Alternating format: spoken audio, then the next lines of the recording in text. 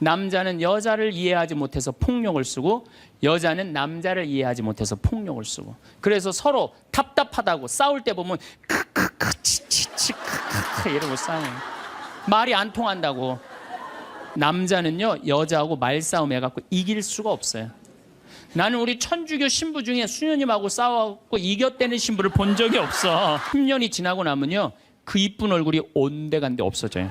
막 기미도 끼고 막 주근깨도 얼굴에 보이고. 왜 그럴까요? 남편이 뭐라고 그럴 것 같아? 그때 내가 눈이 뼈서 너랑 결혼한 거다. 내가 그때 미쳤었다. 나가 죽어라. 우리 이혼하자. 이런 얘기 10년 들으면요 아무리 예쁜 여자도요 얼굴 망가지게 돼 있어요. 그래갖고 결혼 생활 한 20년쯤 한 부부들을 보면은요 아내가 부엌에서 소리만 지르면요 남편은 경기를 일으키는 거예요. 이번 또 내가 뭘 잘못해갖고 저 소리를 지르는 거야. 그냥 남자들이 눈치가 없어요. 눈치가. 말주변 없지 눈치 없지. 그렇죠? 눈치가 없어요 남자들이. 참. 그러니까 남자들이 어느 정도로 눈치가 없느냐면은 아내가 지금 자기를 미워하는지 괴로워하는지 몰라요. 언제 아느냐면 귀싸대기를 맞아야지 알아요. 귀싸대기를 귀싸대기를 딱 맞아야지 아 이거 지금 우리 마누라가 심각하구나. 아니면 아내가 눈물을 뚝뚝 흘릴 때 그때서 느끼기 시작하는 거예요. 정말 답답한 거죠. 입만 열면은 힘들어 죽겠다, 지겨워 죽겠다, 이렇게 사느니 죽는 게 낫다, 이런 소리 참 많이 해요. 그런 소리 많이 하죠. 또요 우리 할머니들 늙으면 죽어야 된다 이런 소리 많이 하잖아요. 죽으면서 그런 소리 하면은 이쁘긴 한데 죽지도 않으면서 그냥 늙으면 죽어야 된다. 우리 어머니가 60 넘어서 딱 뭐라 그러셨어요? 아유 늙으면 죽어야 돼. 깜짝 놀랐어요. 내가 효도할 때가 됐는데 벌써 돌아가시면 어떡해. 그래갖고 나는 신부 5년 휴가 동안 정말 거의 내 모든 휴가는 어머니 아버지를 위해서 썼어요. 뭐 성지순례, 이스라엘, 뭐 그다음에 또 무슨 뭐 우리나라 좋대는데 금강산, 무슨 백두산 다 모시고 갔다 왔어요. 죽는다니까 빨리 갔다 와야 될 거 아니야. 빨리 갔다 와야 될 거 아니야. 그런데 그렇게 60 넘어서 늙으면 죽어야 돼 그 소리를 했는데 깜짝 놀랐는데 요즘은 그 소리 들으면 신경질 난다니까요. 그 소리 하신 지 20년이 지났어요. 20년. 갈 생각을 안 하세요. 행복하지 않았던 윤한기 씨는 노래를 불러도 행복한 노래 안 불렀어요. 내가 왜 이럴까 오지 않을 사람을 어디선가 웃으면서 와줄 것만 같은데.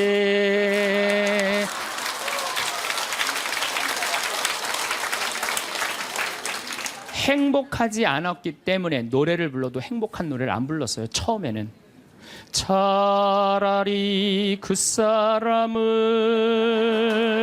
만나지 않았던들 이 고통 이 괴로움 나에겐 없을걸.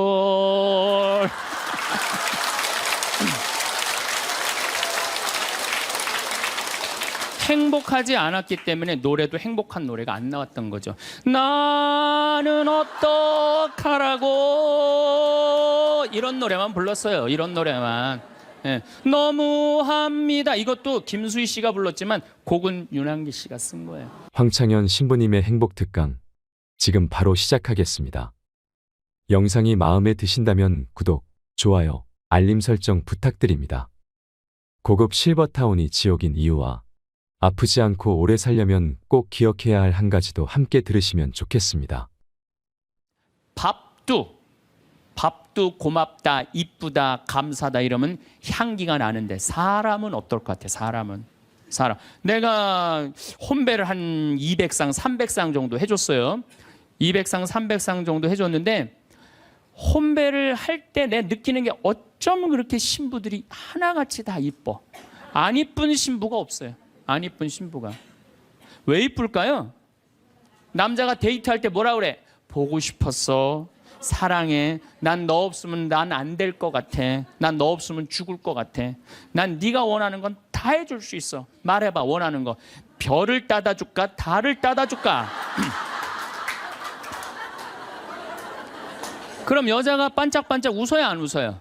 반짝반짝. 그 상태에서 결혼하는 거예요. 그래서 신랑 신부들을 보면 그렇게 예쁘고 잘생겨요. 근데 그렇게 예쁘고 잘생긴 신랑 신부를 혼배를 시켜줬는데 10년이 지나고 나면요, 그 이쁜 얼굴이 온데간데 없어져요. 막 기미도 끼고 막 주근깨도 얼굴에 보이고. 왜 그럴까요? 남편이 뭐라 그럴 것 같아? 그때 내가 눈이 뼈서 너랑 결혼한 거다. 내가 그때 미쳤었다. 나가 죽어라. 우리 이혼하자. 이런 얘기 10년 들으면요, 아무리 예쁜 여자도요, 얼굴 망가지게 돼 있어요. 아무리 예쁜 여자라도. 제가 이렇게 한 50, 60쯤 되신 분들이 그런 게 분명해요. 50, 60 되신 분들 중에 이목구비가 뚜렷하지 않아. 뭐 이쁜 구석이 별로 없는데도 이상하게 이쁜 여자들이 있어요. 이상하게 이쁜 여자들이. 그런 여자들은 어떤 여자들일까요? 남편이 당신 어쩜 가면 갈수록 어쩜 더 이뻐져. 우리 색시가 세상에서 난 제일 이뻐. 당신 사랑해. 고마워. 이런 얘기 20년 들으면은요, 이목구비가 뚜렷하지 않아도요, 이상하게 이뻐져요. 그런데 쌍꺼풀도 분명하고 코도 오똑하고 입술도 도톰한데 50, 60 되신 분들 중에 무섭게 생긴 분들이 계세요. 이목구비가 뚜렷한데도 무섭게 생긴 분들이 계세요. 그런 분들은 왜 그럴까요? 서로 죽이자, 죽자, 뭐 살자, 뭐 이렇게 말하고 20년 동안 싸운 사람은요, 아무리 예쁜 얼굴이라도 망가지게 돼 있어요. 사람은요, 어떤 말을 듣느냐에 따라서 이쁘고 이쁘지 않는 게 결정이 되는 거예요. 여러분들 남편한테, 아내한테도 그렇지만 자식한테도 뭐라 그래? 너는 내 자식이 아니라 왼수다. 나가 되져라. 이런 썩을 놈. 그러면은 자식이 어떻게 될까요? 왼수가 되고요, 바깥에 나가 돌아다니게 되고요, 썩게 돼 있어요. 근데 우리는 엄마들 자식 뜻대로 안 된다고 속상할 때 말을 함부로 하죠. 여러분들 생각을 해봐요. 우리 아들이 있어. 공부 좀 못해. 공부 못하면 어때요? 나는 공부 잘하는 거 그렇게 훌륭하다고 생각 안 해요. 근데 우리는 공부를 못하면 대한민국은 죄인 취급하잖아요. 어쨌든 공부를 못해. 그런데 아들한테 엄마가 괜찮아, 공부 못하면 어때? 이렇게 잘생긴 아들 하느님이 우리 집에 떨어뜨려 주었고 엄마는 밥 안 먹어도 우리 아들만 봐도 배불러. 이런 소리 듣고 자라는 애들은요, 삐뚤어질 수가 없어요. 딸 보고도 이렇게 이쁜 딸 혼자 보기 너무 아깝다. 어쩜 이렇게 이쁜 딸이, 얘네들 삐뚤어질 수가 없어요. 남편도 아침에 출근할 때 이렇게 잘생긴 남편 어떻게 보내? 여보, 내가 나가서 버릴 테니까 당신 집에 있어.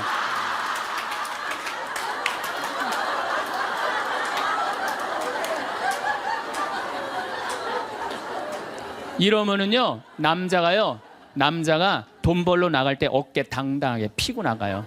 근데 남편 출근할 때 뒷꼭지 대고 오늘 그 돈 안 갖고 들어오려면 집에 들어올 생각 꿈도 꾸지 말라고. 그럼 남자는요, 나가서 어깨 피고 돈 못 벌어요. 말에 복이 있는 거야. 말에 복이 있는 거예요. 어떤 엄마가 입만 열면 아들한테 빌어먹을 놈이에요. 빌어먹을 놈. 야, 이 빌어먹을 놈아, 밥 처먹어라. 근데 초등학교 1학년 때 반에서 1등을 했어. 근데 엄마가 한다는 소리, 빌어먹을 놈 공부 잘하네? 삶이 힘들었나 봐요. 서울대 법대를 합격을 했어. 그랬더니 엄마가 한다는 소리, 우리 빌어먹을 놈 드디어 큰일 해냈네. 근데 엄마는 그리고 돌아가셨어요. 돌아가셨는데 이 아들이 사법고시를 아무리 봐도 안 되는 거예요. 회사에 원서를 넣어도 안 되고, 선을 봐도 퇴짜 받고, 잘생기고 서울대 법대 나왔는데. 그래서 이상원이라는 그 장명하는 사람한테 가서 물어봤어요. 내 인생이 왜 이러는지 난 모르겠다고. 당신 쭉 살아오면서 무슨 얘기를 많이 듣고 살았느냐? 가만히 생각해보니까 엄마가 입만 열면은 빌어먹을 놈이라고. 그러니까 이 사람은 잘 안 되니까 동료 판사, 변호사, 검사한테 빌어먹기 시작한 거예요. 그게 당신 인생의 몸에 밴 거다. 내가 당신 관상을 보니까 당신은 빌어먹을 놈이 아니라 벌어먹을 상이다. 벌어먹을 상이다. 그래, 내가 왜 빌어먹을 놈이야? 내가 서울대 법대까지 나왔는데. 과외를 시작했어요. 과외를 시작했더니 애들이 너무너무 많이 모이는 거예요. 그래서 학원을 했어요. 학원을 했더니 돈을 너무 많이 버는 거 서울에서. 그랬더니 예쁜 색시가 시집을 오고 지금은 딸 둘을 낳고 행복하게 벌어 먹고 살고 있대요.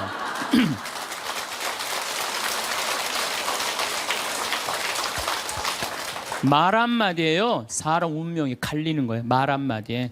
여러분들은 자식이나 남편, 아내한테 정말 좋은 말을 해주느냐, 생명을 살리는 말을 하느냐, 좋은 열매를 맺는 말을 하느냐, 이거 생각해 봐야 돼요. 여러분들 친구 집에 음식점에 갔어. 음식점에 가서 친구한테 요즘 장사 잘 돼? 그랬더니 친구가 한다는 말이 이명박 정부 들어부터 되는 게 하나도 없어. 이러다가 망할 것 같아, 망할 것 같아. 꼭 남 탓하는 사람 있잖아요. 똥파리만 날려, 똥파리만. 근데 또 다른 친구 식당에 갔어요. 그랬더니 다른 친구가 장사 잘 돼? 남들은 힘들대는데 우리 집엔 단골 손님들이 와갖고 내가 매일 가락시장에 가갖고 신선한 재료로 음식을 준비를 해. 자, 다음에 친구들이 야, 너 우리 개 모임이 있는데 동창 모임 있는데 너 좋은 음식점 있으면은 나 안내 좀 해줘라. 그러면 여러분들 똥파리 날리는 집으로 안내할 것 같아요? 신선한 재료로 음식을 준비하는 집으로 안내할 것 같아요? 그렇죠. 말에는요 복이 있게 돼 있어요. 제가 10년 전에 이제 강원도 평창 생태마을을 시작을 했어요. 근데 그때 사실은 주교님께서 저한테 어느 대학에 교수로 가라고 그랬어요. 근데 나는 교수보다는 평창에 가서 농사 짓고 살고 싶다. 그래서 주교님 명을 거역을 했어요. 지금 생각하면 철없었던 거였죠. 거역을 하고 내가 평창에 들어가서 이제 살기 시작했어요. 평창에 들어가서 살기 시작했는데 주교님이 반대한 거 아니에요. 평창에 가서 사는데 1년에 한 번 이제 주교님한테 신년 하례식 할 때 주교님이 물어봐요. 황 신부 거기 살만해? 너무 행복해요. 제가 이제 첫째 매주 뛰어갖고 된장, 간장, 고추장 판매하잖아요. 그럼 뭐 저기 뭐야 찾아오는 사람이 있어요. 팔릴 거 아니에요. 황 신부, 그 저기 뭐야 농산물 많이 팔려? 너무 많이 팔려요. 황 신부, 거기 사람들은 많이 와? 첫 해는 개미 새끼도 안 왔어요. 알아야지 올 거 아니에요. 근데 내가 뭐라? 너무 많이 와요. 저는 제가 생태마을에 살면서 한 번도 생태마을이 사는 게 힘들다, 지겹다, 나 빨리 본당 내보내줘라 그런 소리 한 적이 한 번도 없어요. 그리고 내가 방송에 나가서든 어디 강의 가서든 나는 평창에 사는 게 너무 행복하다. 밤하늘에 별도 예쁘고 요즘은 또 이 물이 풍부해갖고 아침에 물 한 개가 피면요 아침에 일어나면 기가 막혀요. 네. 내가 좋다 아름답다는 얘기만 하니까 강의 듣는 사람들이 무슨 생각할 것 같아요? 한번 가봐야지. 한번 가봐야지. 그러니까 첫 해는 1000명 정도밖에 안 왔는데 작년에는 3만 명이 오르더니 올해는 4만 명까지 지금 왔어요. 4만 명. 사람들이 너무 많이 오는 거예요. 말이 뭐를 불러일으켜? 복을 불러일으키는 거, 복을. 근데 우리 직원들한테도 올 연초에도 회의할 때 그랬어요. 올해 느낌이 너무 좋아. 대박 터질 것 같아. 너희들 열심히 준비해. 근데 내가 우리 직원들한테 회의할 때 니네들 이렇게 하면 망한다. 니네들 똑바로 해. 망할 것 같으니까 똑바로 해. 그럼 이 직원들은요. 집에 가갖고 직장 알아봐요. 곧 망할 직장에 마음이 가겠어요? 그런데 올해 대박 터질 것 같아.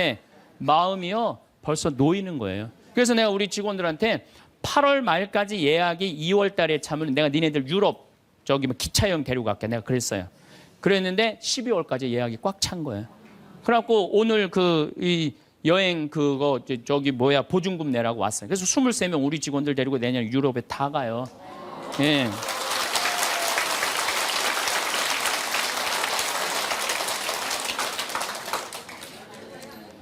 제 신조는 그달에 번 건 그달에 다 쓰자. 이게 제 신조예요. 예. 올해 번 거는 올해 다 쓰자. 이게 내 신조예요. 그러니까 내가 행복하다, 많이 온다, 많이 판매된다. 이렇게 말하니까 우리 생태마을이 즐겁고 행복하고 사람이 어제도 250명 다녀왔어. 내일도 또 250명 오고 매일 그냥 내가 외부 강의 나오지 않는 한 안에는 꽉꽉 차는 거예요. 말이 복을 불러일으키는 거야. 말이. 귀양하는 말인데 좋은 말, 행복한 말을 해야 되지 않아요? 근데 우리는 현대인들은 이런 특성이 있어요. 입만 열면은 힘들어 죽겠다, 지겨워 죽겠다, 이렇게 사느니 죽는 게 낫다. 이런 소리 참 많이 해요. 그런 소리 많이 하죠? 또요 우리 할머니들 늙으면 죽어야 된다. 이런 소리 많이 하잖아요. 죽으면서 그런 소리 하면은 이쁘긴 한데 죽지도 않으면서 그냥 늙으면 죽어야 된다. 우리 어머니가 60 넘어서 딱 뭐라 그러셨어요? 아유, 늙으면 죽어야 돼. 깜짝 놀랐어요. 내가 효도할 때가 됐는데 벌써 돌아가시면 어떡해. 그래갖고 나는 신부 5년 휴가 동안 정말 거의 내 모든 휴가는 어머니 아버지를 위해서 썼어요. 뭐 성주순례, 이스라엘, 뭐 그다음에 또 무슨 뭐 우리나라 좋대는데 금강산, 무슨 백두산 다 모시고 갔다 왔어요. 죽는다니까 빨리 갔다 와야 될 거 아니야. 빨리 갔다 와야 될 거 아니야. 그런데 그렇게 60 넘어서 늙으면 죽어야 돼 그 소리를 했는데 깜짝 놀랐는데 요즘은 그 소리 들으면 신경질 난다니까요. 그 소리 하신 지 20년이 지났어요. 20년. 갈 생각을 안 하세요. 아버지는 피부가 더 뺑뺑하고 어머니도 더 고와지세요. 그러니까 죽지도 않을 거면서 힘들어 죽겠다, 지겨워 죽겠다, 사는 게 지겹다. 이게 말이 안 된다는 거죠. 복을 차는 거예요. 여러분들 뭐 2년 전인가 우리 서울교구 시각장애우들 100분이 우리 생태마을에 오셨어요. 정말 그분들 기쁘더라고요. 그래서 내가 뭐가 그렇게 기쁘냐 그랬더니 신부님 우린 눈에 뵈는 게 없어서 행복하다고. 눈에 뵈는 게 없어서 행복하다고. 그런데 그분 네 분이 여러분들 제가 시각장애우들이랑 1년을 같이 살았어요. 상계동에서 1년을 살았는데 너무 잘 알아요. 그분들 뭐 젓가락 비비는 거 뭐 노름도 다 해요. 할 거 다 해요. 예, 뭐 별걸 다 하는데 시각이 이게 어렸을 때 열이 너무 나갖고 시각을 잃어버리는 경우 많거든. 그때는 눈알을 빼요. 이 눈알이 있는 분들이 있고 아예 알을 빼는 분들도 있어요. 근데 이 눈알을 빼면 중증들이에요. 중증들. 눈이 있어도 흐릿하게 보이는 분들도 있어요. 근데 이 눈알을 뺀 내 형제가 우리 생태마을 그 데크 강이 내려다보는 데크에 서서 이렇게 말하는 거예요. 야 베드로야, 내가 50년 동안 우리나라 참 많이 다녀봤는데 이렇게 경치 좋은 데는 처음 본다. 그래서 내가 물어봤어요. 아니 이게 경치 좋은지 당신들이 어떻게 아느냐 그랬더니 신부님 강물 소리 들리지 않느냐. 강물 소리, 새 소리 들리지 않느냐 이거야. 그 다음에 느티나무 바람에 흔들리는 소리 들리지 않느냐. 또 5월 달에 오셨는데 아카시아 향기, 공기 이렇게 경치 좋은 데는 처음이라는 거예요. 얼마 전에도 우리 생태마을에 교수님인데 60에 시력을 잃기 시작해갖고 65세 완전히 시력을 잃으신 교수님이 오셨어요. 근데 그분이 나하고 밥을 먹으면서 이런 말씀을 하시더라고요. 신부님, 저도 오래간만에 새벽에 강물 소리 너무 듣기 좋은 강물 소리 들어서 3시간 동안 강물 소리에 흠뻑 젖었다는 거예요. 그리고 새벽에 새가 우는데 너무 자기 오래간만에 행복했다고. 근데 여러분들은 이 두 눈으로 온 세상을 다 보면서도 사는 게 지겨워 죽겠어. 이렇게 사느니 죽는 게 나. 눈이 아깝다 이거예요. 눈이 아깝다. 눈알 하나 갈아 끼는데 얼마 들어? 1억 들어. 1억. 2개 갈아 끼면 2억이야. 2억. 지금 난 눈 뜨고 쳐다보고 있는 분들 지금 2억 지금 깔고 있는 거예요. 지금 2억.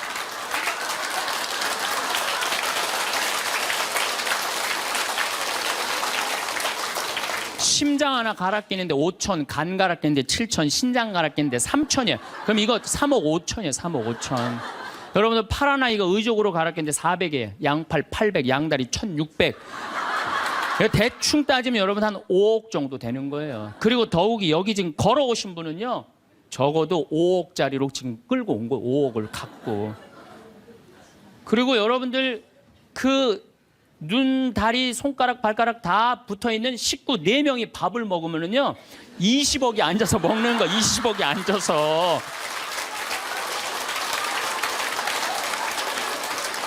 아니 20억이 앉아서 먹으면서 사는 게 지겹다, 이렇게 사는 게 죽는 게 낫다. 하느님이 주신 축복을 날리는 거예요. 날리는 거예요. 밥 먹을 때 재산이 없으면 어때요? 출세 안 하면 어때요? 앉아서 뭐라 그러면서 먹어. 우리 20억 밥 먹자. 얼마나 행복해. 여러분들이 사는 게 괴로운 게 뭐냐 하면은 욕심이 너무 많아서 그래. 그래서 입에서 나오는 게 지겹고 불만만 나오는 거야. 사는 게 힘들면은 좋은 소리가 안 나오잖아요. 욕심이 많으면 사는 게 힘들어져요. 사는 게 힘들어서 욕심이 생기는 게 아니라 욕심이 많아서 사는 게 힘들어집니다. 여러분들 욕심만 안 피면요 우리 인생 괴롭지 않아요. 그러니까 괴로운 사람들은 입만 열면 힘들다 그래. 여러분들 가수 윤항기 씨 알죠? 이 윤항기 씨가 사실은 아버지가 아버지가 미 8군에 노래하던 분이에요. 어머니는 무용수였어요. 그런데 아버지가 마약을 하시다가 나중에 폐결핵으로 돌아가세요. 어머니는 무용수 따라다니는데 허리가 잘못돼갖고 또 돌아가세요. 천하에 누구만 남느냐면 윤복희, 윤한기 둘만 남는 거예요. 부모는 일찍 돌아가시고. 그렇게 이 윤한기 씨 자서전을 읽어보면 너무 배가 고파갖고 해병대 지원해서 갔다는 거 아니에요. 그렇게 힘들고 고통스러웠던 윤한기 씨는 행복하지 않았어요. 행복하지 않았던 윤한기 씨는 노래를 불러도 행복한 노래 안 불렀어요. 내가 왜 이럴까 오지 않을 사람을 어디선가 웃으면서 와줄 것만 같은데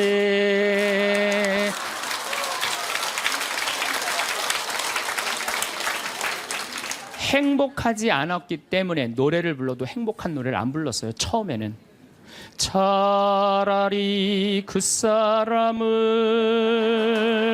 만나지 않았던들 이 고통 이 괴로움 나에겐 없을걸.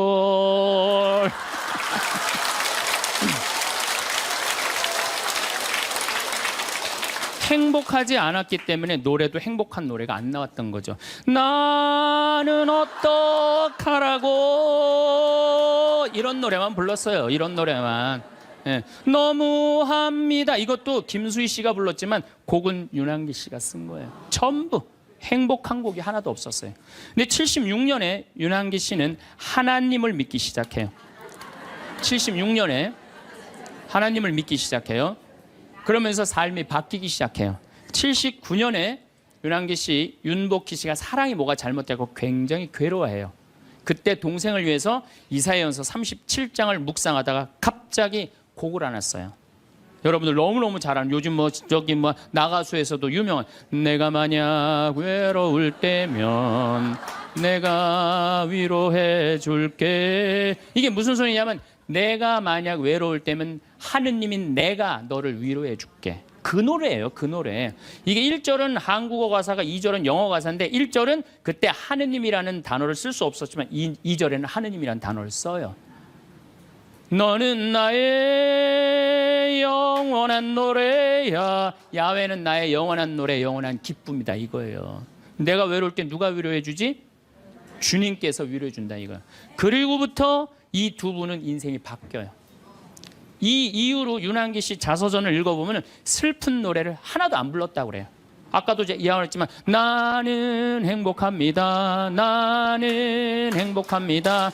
나는 행복합니다. 정말 정말 행복합니다.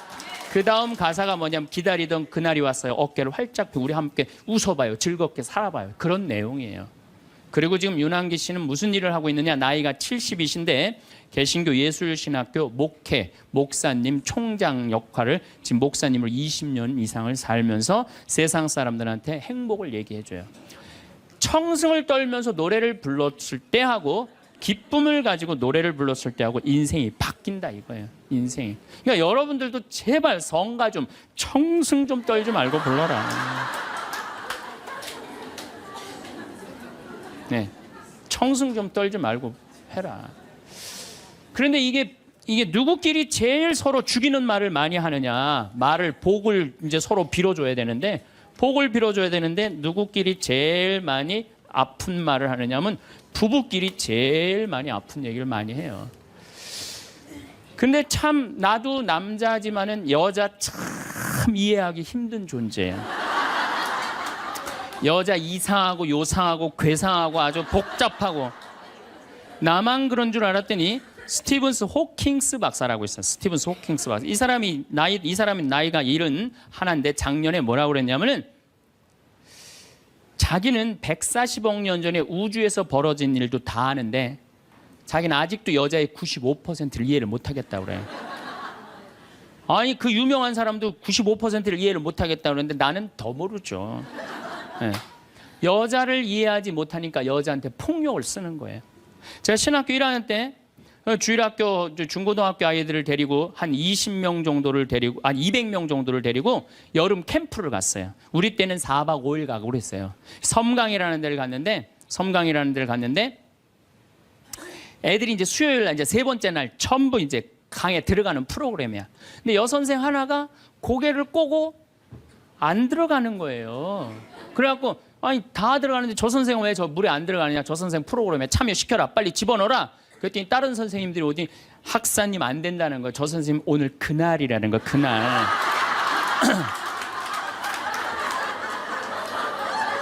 근데 내가 신학교 1학년이 그날이 뭔지 어떻게 알아요? 그래서 내가 물어봤어요. 그날이 뭔데?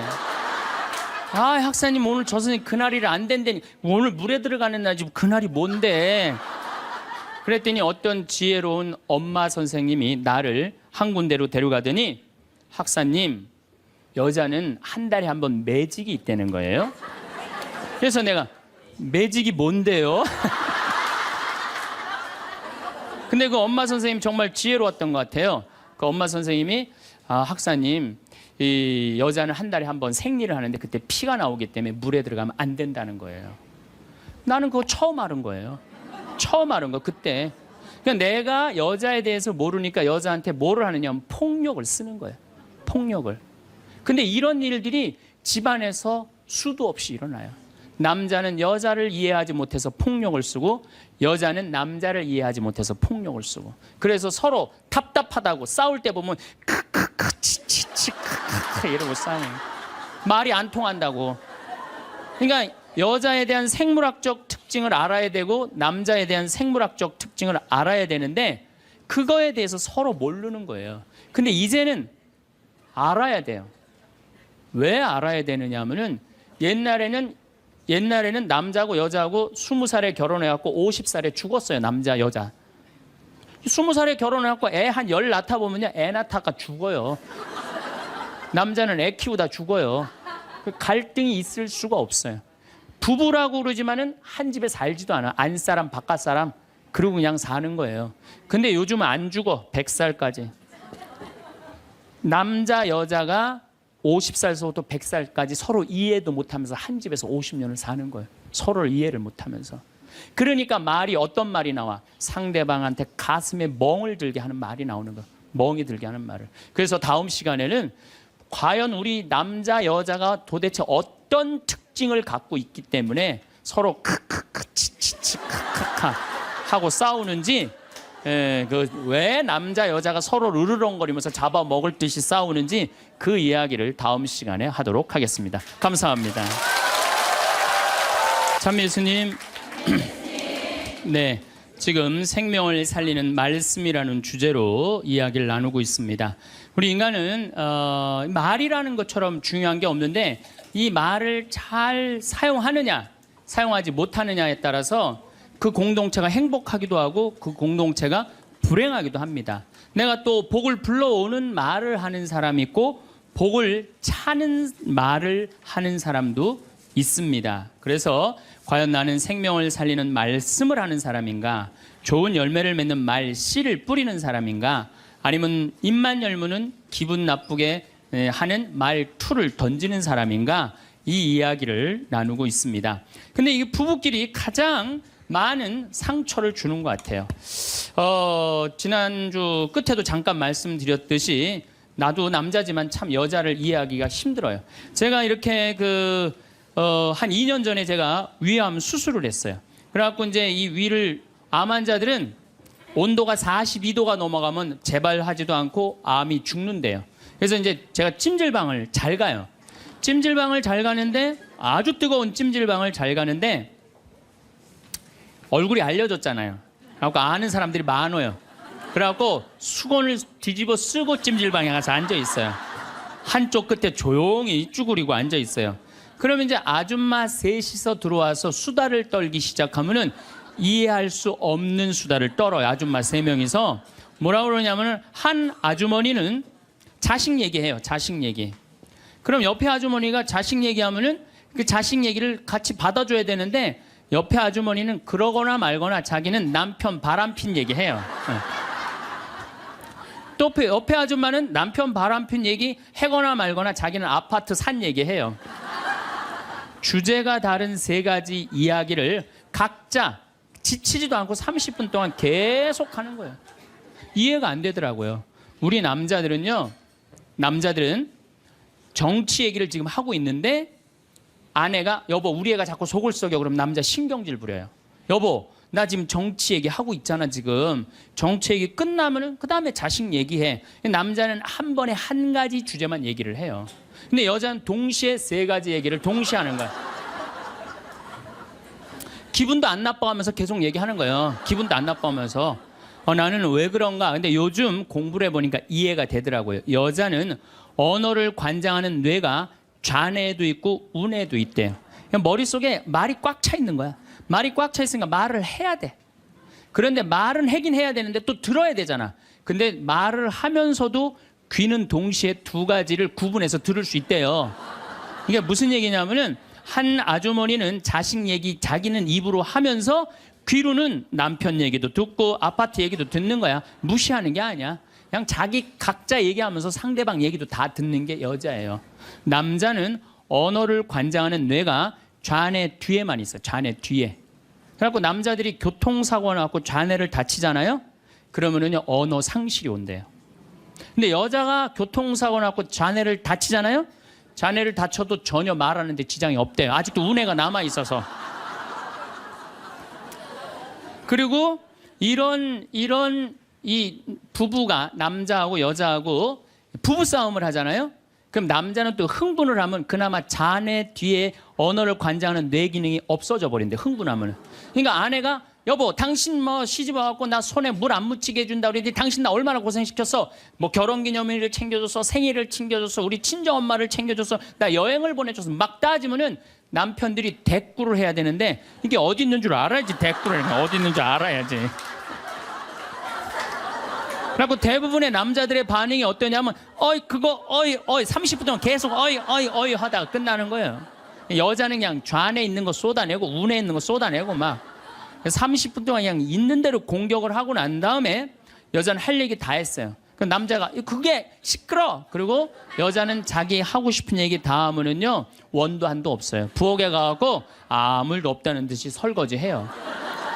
그럼 그때부터 남자들이 신경질이 나는 거예요. 왜 신경질이 나냐면 왜 내가 그때 그 적절한 대답을 왜 찾아내지 못했을까? 막 신경질이 나는 거예요. 그래갖고 막 쇼파 던지고 신경질을 부리면은 아내가 부엌에서 아무 일도 없다는 듯이 아내가 한마디 해요. 나와서 이 사람은 무슨 말만 하면 승질을 부린다고. 그러니까 말싸움으로 아내를 이길 수가 없어요. 남자는요 여자하고 말싸움 해갖고 이길 수가 없어요. 나는 우리 천주교 신부 중에 수녀님하고 싸워갖고 이겼다는 신부를 본 적이 없어.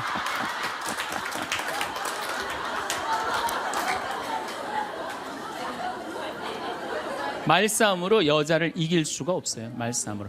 하느님이 창조할 때 남자한테는 너는 하루에 10,000마디만 해라. 10,000마디만 해라. 창조할 때 그렇게 창조하신 거예요. 10,000마디만 하라고. 여자는 하루에 너는 25,000마디 해라. 25,000마디 해라. 그러니까 하느님이 10,000마디만 하라고 창조한 남자는 출근해갖고 직장에 가면 10,000마디 해요. 이 말 저 말 하면은 벌써 10,000마디 끝나. 집에 들어오면 더 이상 말할 수가 없어. 아니 하느님이 10,000마디만 하라고 그래서 10,000마디만 하고 들어온 거야. 집에 들어와서는 더 이상 할 얘기가 없는 거예요. 할 의무 끝냈어. 근데 우리 여기 있는 자매님들도 남편 출근하고 애들 학교 가도 혼자 있으면서도 10,000마디 해요. 멸치 대가리 따면서 너는 어디서 잡혀서 우리 집에 왔니? 꽁치 다듬으면서 너도 어디서 잡혀서 왔니? 그리고 막 텔레비 보면서도 텔레비하고도 얘기해요. 그냥 텔레비하고도 얘기해요. 막 텔레비하고도 얘기하고 그렇게 10,000마디 해요. 10,000마디 하고 저녁에 이제 몇 마디가 남았냐면 15,000마디가 남은 거야. 이 15,000마디를 누구하고 하고 싶으냐면 남편하고 하고 싶은 남편. 그래갖고 저녁 차려주고 남편한테 여보 그 옆집 여자 말이야. 오늘 저녁에 같이 저녁 찬거리를 사러 시장에 나갔는데 그 여자는 김치찌개 거리를 돼지고기 한 근만 사면 되는데 5근이나 사고 정신 나간 여자야. 그러니까 그냥 살림이 그 모양 그 모양이지. 이랬는데 남자는 이미 더 이상 말하기 귀찮은 거예요. 그래서 남편이 한마디 해요. 쓸데없는 소리 하지 말고 부엌에 가서 국이나 더 떠오라고. 그럼 여자는 미치는 거예요. 아직도 15,000마디가 남아있는데 국 떠오라고 그러면 미치는 거예요. 근데 저도 이 말에 저도 동감을 해요. 왜냐하면 저는 만마디만 하게 창조된 인간이잖아요. 그런데 나는 이렇게 강의를 하면 10만 마디를 해요. 10만 마디. 10만 마디라니까 사실은 난 사제관에 우리 생태마을에서 강의하고 사제관에 딱 밥 먹으러 저녁에 내려가잖아요. 한마디도 하기 싫어요. 한마디. 근데 우리 밥 해주는 자매님이 밥하고 난 다음에 뭐 이런저런 얘기할 거 아니에요. 뭐 개도 내가 5마리 키우니까 개 얘기도 하고 뭐 좀 대꾸하기가 싫은 거예요. 그래서 한동안 대꾸를 안 했어요. 대꾸를 안 하니까 굉장히 기분이 나쁘잖아요. 신부님이 대꾸를 안 하니까 안 되겠더라고요. 그래서 하루는 불러서 내가 얘기를 했어요. 남자는 하루에 10,000마디만 하게 창조됐는데 내가 10만 마디를 한다. 그래서 나는 정말 대꾸하기가 싫다. 한마디도 하기 싫다. 그냥 밥만 먹고 싶다. 나한테 앞으로 말 시키지 말아라. 제가 얘기를 했어요. 얘기를 했는데도 그래도 우리 자매님도 여자인지라 말을 하잖아요. 그럼 막 말을 하는데 내가 얘기했는데 말하니까 신경질을 나잖아. 내가 인상을 딱 쓰면은 자매님이 한마디 해요. 신부님 대꾸하라는 게 아니야. 그냥 나 떠드는 거니까 그냥 밥만 먹으라는 거야.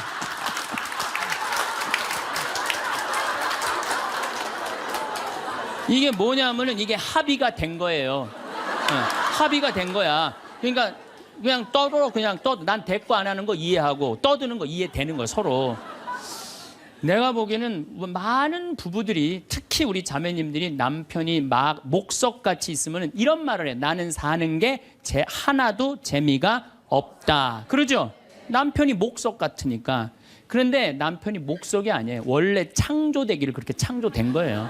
10,000마디만 하게 창조된 거예요. 그러니까 여러분들은 유일한 실수는 10,000마디밖에 할 줄 모르는 인간이랑 결혼한 게 유일한 실수예요.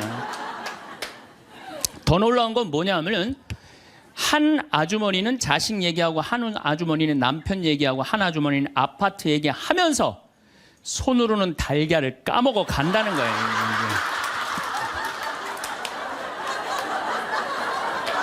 아, 이 뭐 대단하지 않아요? 달걀. 여러분들 남편한테 이번 추석 때나 뭐 어느 때 한번 시켜보세요. 달걀 좀 까줘 그러면 남편은 어떻게 하는 줄 알아요? 달걀만 까요. 그것만 쳐다보고. 그 말 시키면 남편이 뭐라고 그래요? 지금 달걀 까잖아 지금. 남자는요 한 번에 한 가지밖에 할 줄 몰라요. 동시에 두 가지를 못해요. 근데 여자는 특성상 밥 올려놓고 찌개 올려놓고 다듬어야 되고 나물 다듬어야 되고 반찬해야 되고 동시에 여러 가지를 할 수 있어요. 그래서 집에 전화가 오잖아요. 전화가 오면은 아빠가 전화를 받으면 테레비 소리가 크면은 아빠가 한마디 해요. 시끄러워. 테레비 소리 줄여. 그러죠? 또 애들 시끄러우면 아빠 통화하니까 가만히 있으라고 그래요. 그 남자는 전화만 해요. 근데 엄마한테 전화가 오잖아요. 테레비 소리 애들 떠드는 거 전혀 상관없어. 더욱이 어느 정도로 심하냐면 막 통화하면서 테레비에 딱 어떤 여자가 나오면은 저 여자 이혼했다고 그러더니 나오네.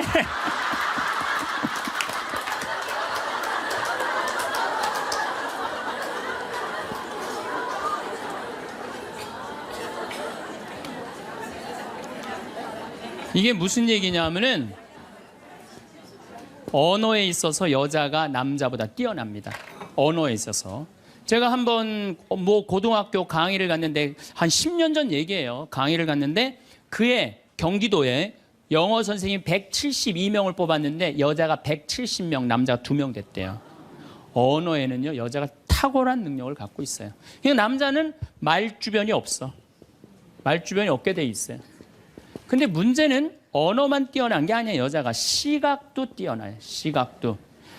우리 눈에는 광수용체가 있어. 빛을 받아들이는 수용체, 짝대기, 사각형 짝대기가 1억 3천만 개가 있어요. 이게 남자 여자가 다 있어요.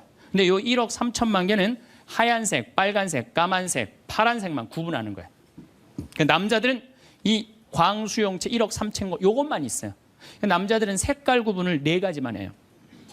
남자는 회색도 하얀색, 베이지색도 하얀색, 하얀색도 하얀색이야. 남자는 분홍색도 빨간색, 주황색도 빨간색, 빨간색도 빨간색이에요. 남자는 색깔 구분을 못해요. 근데 여자들은 원추형 광수용체 700만 개가 더 있어요. 여자가. 그래갖고 이건 온갖 색깔을 구분하는 거예요. 그러니까 나는 아직도 카키색이 무슨 색인지 몰라요. 카키색, 잿빛색, 쥐오리색, 뭐 별색을 다 얘기해 여자들은. 그런 구분이 다 되는 거예요. 여자들은 생겨 먹은 것 자체가 그렇게 생겨 먹은 거예요. 색깔. 그러니까 네 가지 색깔밖에 구분하지 못하는 남자와 온갖 색깔을 구분하는 여자하고 부부야. 그 부부가 옷 사러 나가면 싸울 것 같아, 안 싸울 것 같아? 싸워요. 왜냐하면 남자는 다 그게 그거 같으니까 아무거나 딱 붙잡아. 여보 가자 그러면 아내가 답답해 보이잖아요. 여보 지금 당신 얼굴 색깔하고 그 옷 색깔하고 맞다고 생각해? 안 어울리잖아. 가만히 있어봐. 그래갖고 이거 들었다 놨다 저거 들었다 놔면은 남편이 신경질이 나는 거야. 뭘 저렇게 까다롭게 고르느냐. 아무거나 그냥 입고 가지. 그러니까 남자들하고 여자하고 싸울 수밖에 없어요. 싸울 수밖에 없어요. 그래갖고 옷 사러 나갈 때는 같이 나갔는데 들어오는 시간은 달라요. 이미 남자는 벌써 들어와 있어. 신경질 부리고. 그러니까 색깔 구분 때문에 그래. 색깔 구분. 그런데 남자들은 옛날에 사냥하던 버릇이 있어서 시각이 터널형 시각을 갖고 있어요. 멀리 사슴을 발견해야 돼. 곰도 발견해야 되고. 그래서 멀리 이렇게 쪼여서 보는 습관이 있어요. 남자들은. 멀리 있는 걸 잘 봐요. 남자들이. 그런데 요즘 남자들이 사냥을 해요, 안 해요? 안 해요. 그러니까 쪼여 보는 습관은 있는데 사냥을 안 하니까 요걸 남자들이 어디다 쓰냐면 잔치집에 가면은 이쁜 여자가 있으면 그걸 쪼여서 봐요. 금방 누구한테 들켜요? 마누라한테 들키는 거예요. 이쁜 여자 처음 보냐고. 어떻게 알았지? 왜 몰라? 이렇게 쪼여서 보고 있는데. 그래서 참 재미난 통계가 있어요. 부부가 같이 잔치집에 가면 남자는 3명 내지 4명밖에 모르는데 온 사람. 그 사람 왔었어? 이런데요. 나는 뭐 기억이 없는데. 기억이 없지 당연히. 이거 쪼이고 계속 보고 있었으니까. 근데 여자는 시각이 180도라 다 본대요. 다. 그 남자 넥타이를 못 메고 왔고 시계를 못 차고 왔는까지 다 한다는 거예요. 여자. 그래서 보통 정신적인 바람을 피는 걸 보면은 남자는 3명 정도 피는데 여자는 30명 정도 이미 피고 들어와요. 그런데 이게 이 터널형 시각을 가진 남편한테 아내가 심부름을 시킵니다. 여보, 냉장고에서 치즈 좀 꺼내와. 그러면 이 남자들이요, 딱 냉장고만 열면요, 답답한 거예요. 이놈의 치즈가 어디 있는 거야, 이게. 터널형으로 보니까 이게 안 보이는 거예요, 치즈. 못 찾아요. 그 좁은 그 냉장고 안에 있는 그걸 못 찾아요. 그래갖고, 아니, 치즈가 어디 있다고 그래. 나 못 찾겠는데. 그러면은 아내는 이게 180도 시각이기 때문에 뒷꼭지에도 시각이 있어요. 그래갖고 딱 냉장고 문을 열고 들여다도 안 봐요. 들여다도 안 보고 딱 손 넣고 딱 꺼내갖고 남편 코앞에 딱 들여대는 거예요. 이걸 못 찾느냐고. 그러면요 남자들은요 깜짝깜짝 놀라는 거예요. 아내의 능력에 대해서 놀라는 거예요. 그래갖고 결혼 생활 한 20년쯤 한 부부들을 보면은요 아내가 부엌에서 소리만 지르면요 남편은 경기를 일으키는 거예요. 이번 또 내가 뭘 잘못해갖고 저 소리를 지르는 거야. 그냥 남자들이 눈치가 없어요. 눈치가. 네. 말주변 없지 눈치 없지. 그렇죠? 눈치가 없어요 남자들이. 참 그러니까 남자들이 어느 정도로 눈치가 없느냐면은 아내가 지금 자기를 미워하는지 괴로워하는지 몰라요. 언제 아느냐면 귀싸대기를 맞아야지 알아요. 귀싸대기를 네. 귀싸대기를 딱 맞아야지 아 이거 지금 우리 마누라가 심각하구나. 아니면 아내가 눈물을 뚝뚝 흘릴 때 그때서 느끼기 시작하는 거예요. 정말 답답한 거죠. 그러니까 말주변 없지 눈치 없지. 근데 아까도 말씀드렸지만 어제도 말씀드렸지만은 이게 40까지 50까지 살 땐 아무 문제가 없어요. 이게 100년 살면서요 한 집에서 답답해서 못 살아요. 둘이 답답해서 못 살아요. 아니 말주변이 있나 눈치가 있나. 거기 더 미치는 건 뭐예요? 청각이 떨어져요. 남자가 청각이 떨어져요. 보통 개는 10만 사이클 정도 듣는다 그래요. 10만 사이클 듣고 그 다음에 어린아이들은 3만 사이클 정도는. 그래서 초등학교 아이들 중고등학교 아이들이 헤비메탈 음악을 좋아해요. 걔네들 헤비메탈 음악 좋아하고 엄마는 짜장면을 시켜서 혼자 먹고 나는 뭐 찌꺼기만 먹었어 뭐 이런 랩 음악 걔네들은 다 들려요. 다 들려 걔네들은. 여러분들은 잘 안 들리죠? 네. 얘네들 3만 엄마들은 2만 사이클 정도로 2만 사이클. 그러니까 젊은 부부가 같이 잠을 자갖고 건너방에서 애가 울잖아요. 그럼 누구 귀에만 들리느냐면 엄마 귀에만 들려요. 그래갖고 여보 난 너무 힘들어. 오늘 애하고 하루 종일 씨름을 해갖고 내가 힘들어서 못 일어나니까 당신이 일어나서 좀 나가봐. 이러면은 대부분의 남편들이 이렇게 말한대요. 아무 소리도 안 들리는데 뭐가 들린다 그래. 예민하게 굴지 말고 잠이나 자. 그러면은 누가 일어나서 나가느냐 하면은 아내가 일어나서 나가는 거, 엄마가 일어나서 나가는 거. 그러니까 아내들은 남편하고 살면 살수록 더 답답한 거야. 말주변 있나, 눈치가 있나, 말귀를 알아듣나.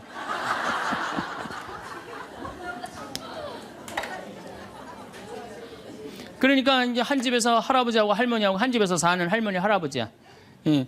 할아버지가 이제 저녁 국을 못 끓였는지 너무 궁금한 거야. 그래서 안방에서 할머니한테 여보 마누라 오늘 저녁 국 못 끓였어? 근데 부엌에서 딸그락 딸그락 소리는 들리는데 대답이 없는 거야.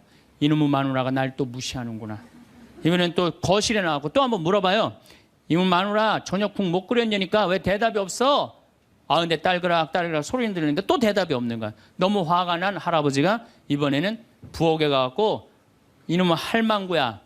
저녁 못 끓였는지 내가 3번이나 물었는데 대답을 안 하냐고. 사람 말이 말 같지 않으냐고. 그러니까 할머니가 눈을 동그랗게 뜨고 하는 말이 내가 콩나물국이라고 3번 얘기했잖아. 누군만 못 들은 거야? 할아버지. 제가 이렇게 강의를 가면은요 할아버지들이 이렇게 하고 듣는 할아버지들이 참 많아요. 이게 남자의 특성이에요. 그래서 남자들은 만 사이클밖에 못 들어요. 만 사이클. 그래갖고 남자들은 음악을 빠른 음악 들으면 다 시끄럽다고 그래. 다 시끄러우니까 끄라고. 그저 남자한테 음악이라고 그러는 건 꿍짝짝 꿍짝짝 어머나 어머나 이러지 마세요. 이런 음악만 음악이에요. 남자는. 그래서 30대 40대가 넘으면 트로트를 좋아할 수밖에 없어. 남자들은. 빠른 음악을 안 들리니까. 한 28,000 사이클 정도가 보통 우리 음악에서 나오는 헤비메탈 음악이거든요. 그러니까 못 듣는 거예요. 그 다음부터는. 그러니까 말귀 못 알아듣지, 눈치 없지, 말주변 없지. 자, 요즘 어떤 할아버지가 할머니하고 같이 한 집에서 사는데 그런 거예요. 이제 냉장고가 고장이 났고 애프터 서비스를 불렀어. 애프터 서비스를 딱 불렀는데 애프터 서비스 하고 난 다음에 갔어. 근데 요즘은 참 대한민국이 애프터 서비스 끝나고 나면은 고객센터에서 전화하잖아요. 고객님 매운 만족하십니까? 보통 만족하십니까?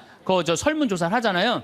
근데 이게 또 할아버지가 전화를 받았네. 아 냉장고 고쳤는데 이제 애프터 서비스라고 전화를 했는데 애프터 서비스 센터에서 전화했다 그러니까 뭘 또 애프터 서비스를 해주느냐. 그래갖고 뭐라고 그러니까 할아버지가 할머니한테 그런 거야. 여보 마누라 요즘 이상해. 냉장고 고쳤는데도 뭐 매운 만두 먹을래요? 보통 만두 먹을래요? 그렇게 물어보는데 말귀를 못 알아들어요. 말귀를.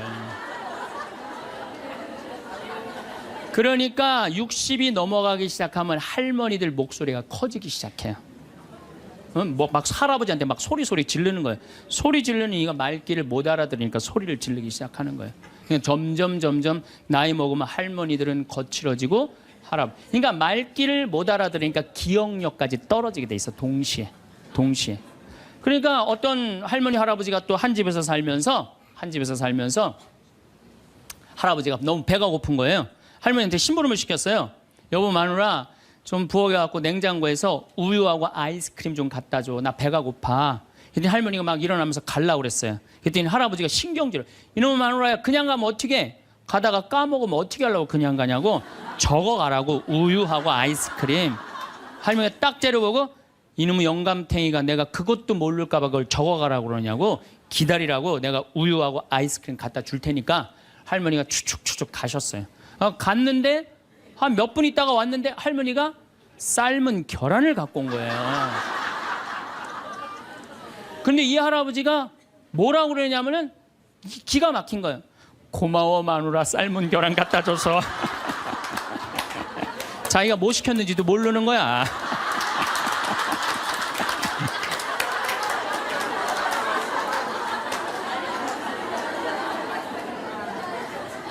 자, 여러분들 남자하고 여자는 이렇게 달라요. 그리고 50이 넘어서면서부터 여자가 능력이 뛰어나요. 여자가. 그러니까 남자는 사실은 말주변도 없지, 눈치도 없지, 말귀도 못 알아듣지. 여기 지금 형제님들 몇 분 오셨는데 내가 60 넘어갖고 100살까지 집에서 안 쫓겨나고 살 수 있는 비법이 하나 있어요. 내가 마누라 옆에서 붙어서 사는 비법이 하나 있어. 내가 그거 비법을 알려드릴 테니까 여기 형제님들 내가 알려주는 대로 사시면 돼요. 그저 비법이라는 건 뭐냐면은 마누라가 시키는 대로 하고 사세요.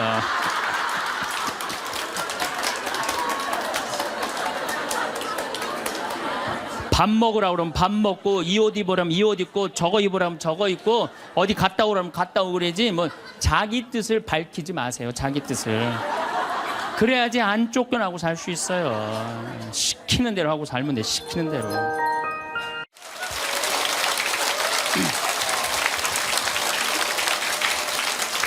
참 예수님.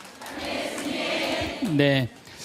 우리가 생명을 살리는 말씀을 하느냐, 좋은 열매를 맺는 말씨를 뿌리느냐, 아니면은 상대방 기분 나쁘게 하는 말투를 던지느냐, 이 이야기를 3주에 걸쳐서 이야기를 나누고 있습니다. 우리가 가장 가까이 있는 사람한테 가장 상처 주는 말을 참 많이 하는 것 같아요. 그래서 여러분들 그 부부끼리 서로 기분 나쁠 때가 있어요. 기분 나쁠 때 있잖아요. 네. 그럴 때 이렇게 뭐 감정적으로 생각하거나 극단적으로 생각할 필요가 없을 것 같아요. 왜 그렇게 생각하실 필요가 없느냐면 지금 종자가 다른 종자가 이상한 행동을 하고 있다. 이렇게 생각하면 좀 마음이 좀 편안해요. 저 사람이 날 미워해서 그러는 게 아니다. 더욱이 여성이라는 이 성은, 제가 남성이기 때문에 그런 걸 많이 느껴요. 여성은 참 신비한 존재. 여자는요, 생리를 하고 난 다음에 1일부터 18일까지 점점 기분이 좋아진대요. 점점 18일서부터 21일 사이까지는 기분이 최고래요. 최고. 네. 최고인데 21일부터 기분이 나빠지기 시작해. 생리할 때 되면 완전히 그 여자가 아니야. 원래 생각했던 그 여자가 아니야. 완전히 새로운, 완전히 짐승이 하나 나와갖고 이상한 행동을 하는 거예요.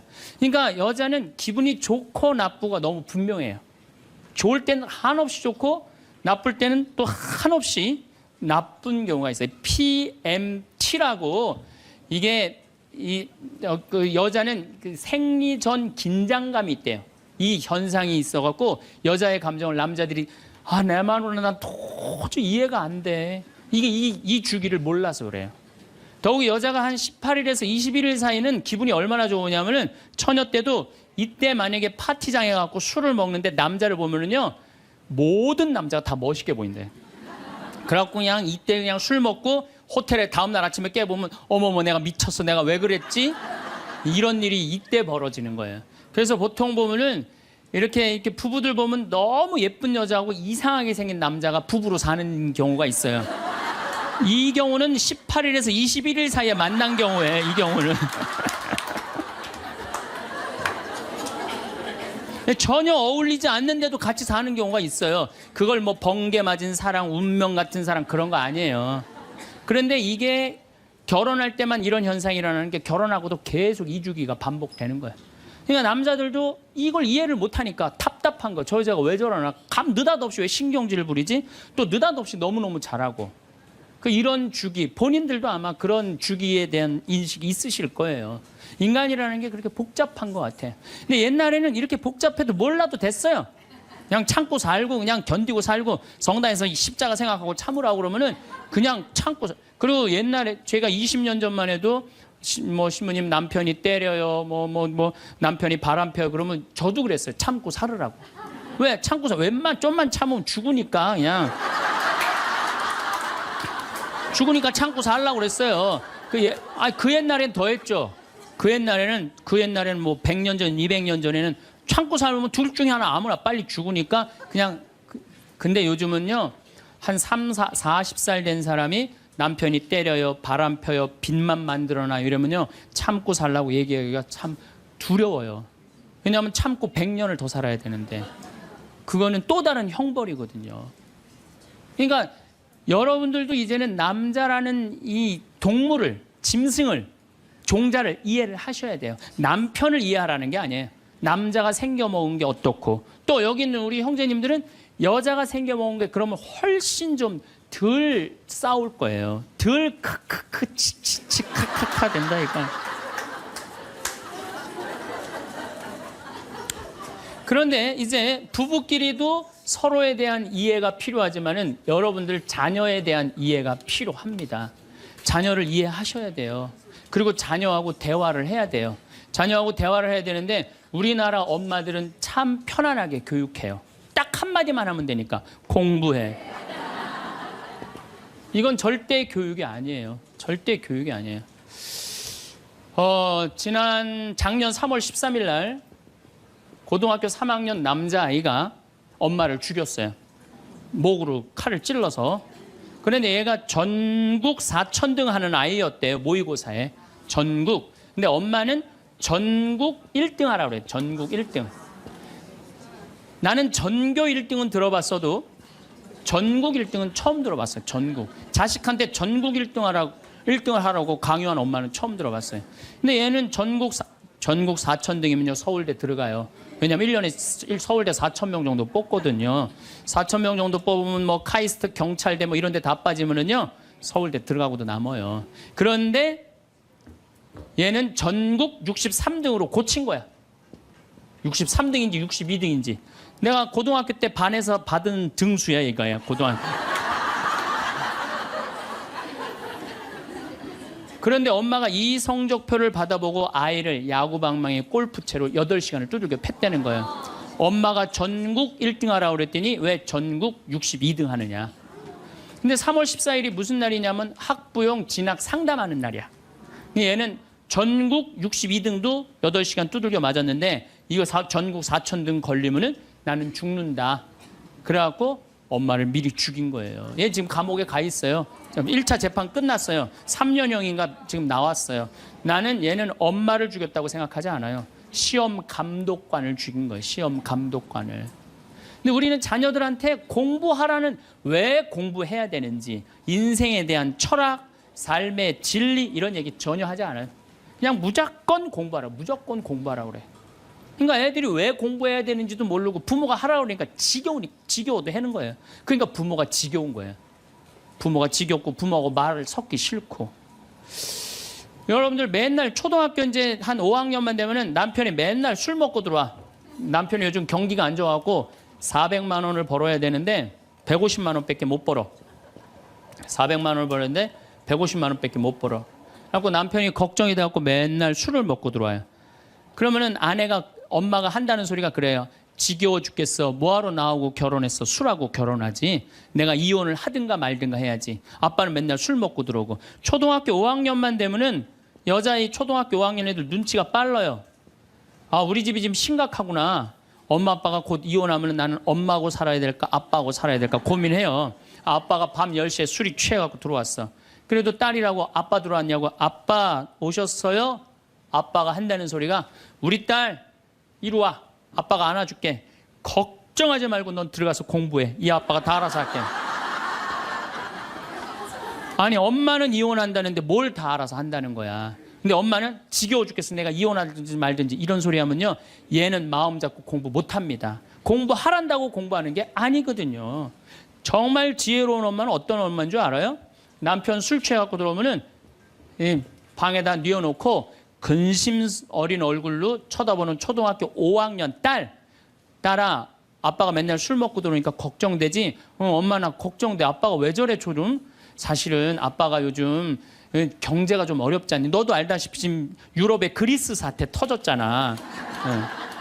그리고 이란 핵무기 때문에 지금 석유값이 자꾸 올라가고 있어. 그리고 미국은 리먼 브라더스 경제 위기가 왔잖아. 이렇게 어려운 경제 위기가 와서 아빠가 한 달에 400을 벌어야 되는데 150밖에 못 벌어. 근데 너도 알다시피 우리 핸드폰 네 식구 쓰면은 20만 원이야. 그다음에 전기세 10만 원이야. 그다음에 아빠 차 운행하고 우리 버스 타고 전철 타고 다니는 거 30만 원이야. 우리가 라면만 먹고 살아도 60만 원이야. 네 학원비, 동생 학원비 50만 원 들어가. 그러고 난 다음에 우리 아파트 부금 100만 원 들어가. 한 달에 최소한 250은 있어야 되는데 150밖에 6개월 동안 아빠가 지금 이렇게 우리 집이 마이너스야. 그래서 아빠가 저렇게 근심 걱정이 돼서 저렇게 술을 먹고 들어오니 네가 좀 이해를 해줬으면 좋겠다. 이렇게 말하면요, 얘는 방에 들어가서 고민해요. 우리 집을 위해서 내가 도대체 뭘 해야 될까 고민해요. 그런데 우리는 자녀들한테 이런 얘기 일체하지 않아요. 일체하지 않고 너는 들어가서 뭐 하라고 그래? 공부하라고 그래. 그러니까 애들이 공부를 왜 해야 되는지 모르잖아요. 유대인들은요, 초등학교 1학년만 되면은 왜 우리가 이 초막절을 지내야 되는지, 왜 우리가 과월절을 지내야 되는지, 할머니 할아버지는 어떻게 살았고 엄마 아빠는 어떻게 살았고 다 얘기해줘요. 그러니까 우리나라 애들은, 이스라엘 애들은 초등학교 1학년 때도 철드는 거예요. 우리 역사, 이런 역사 안에서 내가 살아가야 되는구나. 제가 지난 3월 달에, 내가 이제 다음 겨울에, 저기 12월 달에 그 강의를 이제 말씀을 드릴 거예요. 3월 달에 이스라엘에 초청을 받아서 갔다 왔어요. 근데 마침 내가 그 사막 체험을 했는데, 그때 이스라엘의 영재 아이들이 거기 왔었어요. 천재 아이들이죠. 근데 이스라엘은 고등학교 3학년 18살만 되면요, 무조건 군대 가야 돼요. 3년. 남자고 여자고 다 3년. 근데 걔네들이 전부 다 의대 합격한 애, 공군사관학교 합격한 애, 다 그런 애들이야. 그래서 내가 물어봤어요. 니네들은 18살만 되면은 군대를 간다는데 너희들 정말 군대 가고 싶느냐? 내가 물어봤는데 걔네 눈빛이 반짝반짝 거리면서 나는 이 나라를 위해서 가겠다는 거예요. 그리고 그냥 가는 것도 아니고 반드시 가고 그냥 기쁘게 가겠다는 거예요. 얘네들은 역사, 의식, 가정의식 다 있는 거야. 그러니까 우리나라 애들은 20년 동안 역사 얘기도 안 듣고 사람 살아가는 도리 얘기도 안 듣고 무조건 뭐만 하라고 그래? 공부만 하라고 그래. 제가 얼마 전에 내 친구의 친구가 세상을 떠났어요. 근데 그 세상 떠난 사람 여자예요. 근데 고등학교 2학년 딸이 있고 대학교 1학년 아들이 하나 있는 거야. 그런데 이 엄마가 딸을 깨워야지 딸은 일어나서 학교를 가는 거예요. 근데 10시가 됐는데 엄마가 안 깨운 거야. 엄마가 왜 나를 안 깨웠지? 10시가 됐는데 부엌에 가보니까 심장마비로 죽은 거예요. 심장마비로 죽었는데 아들이 이제 올라왔죠. 지방대학 다니면서. 아들이 올라왔는데 아들이 장례 때 하나 울질 않더래요. 우리 친구가 가서 보니까. 그리고 그냥 슬퍼하질 않더래요. 그런데 장례하는 날 아빠한테 그러더래요. 아빠, 나 내일 MT가 있는데 나 그거 꼭 가고 싶은데 나 어떻게 하면 좋으냐고. 나 내일 MT 가게 해달라고 그러더래요. 철이 안 들은 거죠. 그런데 여러분들, 얘가 철이 왜 없을까요? 누가 이렇게 철없이 키웠을까요? 부모가 철없이 키운 거예요. 뭐 하라고 그런 거야? 공부하라고 그러는 말 외에는 한 얘기가 없는 거예요. 공부하라는 얘기. 우리 집에 이 형제가 4형제예요. 근데 우리 둘째 형이 머리가 나빠요. IQ가 99에. 난 126인데. 근데 우리 둘째 형이 중학교 1학년 때 어느 날 갑자기 공부를 잘하는 거예요. 반에서 1, 2등을 하는 거예요. 그리고 좋은 고등학교 가고 좋은 대학 나와서 대기업 하고 요즘 아주 그냥 번듯한 회사의 사장이에요. 그래서 내가 3년 전에 형한테 물어봤어요. 형은 IQ가, 자기 항상 그러니까 난 99밖에 안 된다고. 형은 IQ가 99밖에 안 되는데 왜 이렇게 공부를 잘하고 사회에서 이렇게 정말로 남들 부러워하는 자리까지 올라갔느냐고. 왜 IQ가 99밖에 안 되는데 왜 갑자기 공부를 잘하느냐고 내가 물어봤어요. 근데 형이 이런 말씀을 저한테 하더라고. 형이, 신부님, 내가 중학교 1학년 때 아버지가 간 수술했어요. 큰 간 수술을 했어요. 난 초등학교 4학년 때 기억나요. 아버지 병원에 가면 천도복숭아 따먹었던 거 기억나요. 그리고 아버지가 퇴원을 하고 다음 날 허리를 구부리고 출근을 하시더래요. 근데 우리 형이 보니까 어머니가 그랬대요. 여보, 며칠 쉬었다가 나가라고. 그렇게 허리를 구부리고 어떻게 출근을 하느냐고. 근데 아버지가 그러더래요. 나는 네 자식 먹여 살리고 공부시키려면 오늘부터 나가야 된다고. 그 일주일 동안 이 99짜리 IQ가 지켜본 거예요. 일주일 동안 지켜보면서 자기가 그런 생각을 했대요. 내가 저 아버지를 위해서 해야 되는 건 공부다. 그래갖고 이 99 IQ가 코피가 터져가면서 공부를 한 거예요. 근데 그 아들은 내가 봐도 그때부터 효자인데 지금까지도 효자예요.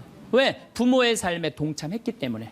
여러분들은 자녀를 여러분들의 삶에 얼마나 동참시키세요? 어제 내가 평창에서 강의를 했는데 할머니 한 분이 평생 한 번도 그런 얘기 안 했대. 자식한테 먹여주고 재워주는 거 외에는 한 게 없다는 거예요. 여러분들, 개는요 10마디 알아듣는데요. 기다려, 앉아, 손, 엎드려, 이 정도 알아듣는데요. 그리고 원숭이는 한 30마디 알아듣는데 자기네들끼리도. 사람은 적어도 하루 한 집에서 살면서 10,000마디는 해야 된대요. 근데 우리가 자녀들한테 무슨 얘기해? 일어나, 밥 먹어, 학교 가, 숙제, 공부해, 시험은 10마디 정도밖에 안 한 거야. 20년 동안. 어떤 하느님을 사랑하는 거, 사람을 사랑하는 거, 살아가면서 사람의 도리, 우리 집안의 내력, 그런 얘기 생전 안 하는 거예요. 생전. 내가 어떤 고민을 하는지, 내가 어떤 갈등 속에서 사는지, 아빠하고 어떤 추억이 있는지 그런 거 전혀 모르는 거예요. 밥만 먹여주는 부모. 그러니까 10마디 이상 안 하는 거예요. 그러니까 내가 자녀를 키우면서 계속 들어가서 공부해 10마디 이상 안 한 이 집은 무슨 집이냐? 개 같은 집이에요. 개 같은 집. 사람 집이 아니에요. 사람 집이 아니에요. 다정한 대화를 할 수가 없는 거야. 그러니까 우리 이 둘째 아들은 정말 그때부터 지금 나이가 50이 넘었는데 아직까지도 효자예요. 그래서 내가 이렇게 나보다 신부가 됐으면 더 잘 살았을 거예요, 둘째 형이. 근데 큰 형은 이제 우리 어머니 아버지가 휴가를 이제 우리 생태마을, 요즘은 이제 거의 못 오시는데 휴가를 오면 이제 누나, 큰아들, 둘째 아들이 돌아가면서 모시고 와요. 근데 이제 뭐 큰아들도 자기도 뭐 조그만 공장을 하는데 막 이제 바쁘니까 바쁜 와중에 어머니, 아버지 모시고 오는 거 아니에요. 오다가 어머니가 아이고 얘야 묵주를 까먹었다 그러면 신경질을 부린대요. 바빠 죽겠는데 어떻게 하라고 그러냐고 지금 일주일만 손가락으로 하고 오라고 그냥 그런데요. 근데 둘째 아들은 어머니가 딱 이제 아들 둘째 아들이 태우고 평창에 오다 얘야 묵주를 까먹었다 그러면 둘째 아들은 그런데 우리 어머니가 저한테 해준 얘기예요. 어머니 걱정하지 마세요. 톨게이트 앞에서도 그런데 어머니 걱정하지 마세요. 차 돌리면 되죠 뭐. 그리고 그 차를 돌려갖고 30분 동안 집에 가서 그 묵주를 찾아서 모셔다 드린다는 거야. 그러니까 부모가 불편한 게 싫은 거야. 왜? 이 자식은 중학교 1학년 때부터 누구의 삶에 동참한 거야? 부모의 삶에 동참한 거야. 여러분들은 자녀들을 언제부터 삶에 동참시켰어요? 부모가 속이 썩는지 아빠가 힘든지 고통스러운지 그런 건 하나도 얘기 안 하잖아요. 그리고 너는 뭐만 하면 돼? 공부만 하면 되는 거야. 저는 요즘 우리 사회가 지금 굉장히 거칠다 그래요. 왕따, 그다음에 학원 폭력, 성폭력, 굉장히 뭐 아주 충격적인 사건들이 많이 벌어지잖아요. 내가 보기에는 이거는 다 집안에서 교육이 잘못, 말이 안 통해서 그래. 부모가 진리를 애들한테 알려줘야 될 거 아니야, 진리를. 그리고 하느님의 사랑도 알려줘야 되고. 근데 그런 얘기 생전 안 하는 거예요. 저는 요즘 무슨 대책 막 낼 때 정말로 한심해요. 그런 대책으로는 해결이 안 돼요. 저는 중학교 때 성당을 이틀 갔어요. 토요일 날, 일요일 날. 뭐 이틀 간 게 아니라 6일이면 6일 다 갔죠. 7일이면 7일 다 갔어요, 성당. 매일 가서 성당 살았어요. 그 성당 가면은 매일 교리 배우고, 거룩한 거 배우고, 진리 배우고, 사람 사랑하는 거 배우고, 사람 배려하는 거 배우고. 그랬잖아요. 학원이 무슨 학원이야. 토요일 날에는 맨날 친구들하고 이 순교자 성월에는 유대철, 내가 그때 주인공 됐었어. 유대철 연극하고 성탄 때는 또 저기 뭐 성가 연습하고 문학적으로 심성적으로 신앙생활을 했을 때는 아이들이 거룩하고 그중에 또 뭐 신학교 간 뭐 학사님 있으면 그 학생님 너무너무 부러우면 나도 한번 신부로 살아볼까? 또 수녀원 간 사람 있으면 또 이 여자아이들도 나도 저렇게 아름다운 수도자로 살아볼까? 그런 문화가 있었다고요. 근데 우리 천주교만 그런 게 아니라 자라보면 교회 다니는 애들, 절에 다니는 애들 다 그렇게 자랐어요. 그러니까 심성이 예쁘게 자라는 거죠. 근데 요즘 애들은 뭐만 해요? 공부만 해요. 그러니까 심성이 예쁘게 자랄 수가 없는 거예요. 아무리 대책을 발표해봐요. 소용이 없는 거예요.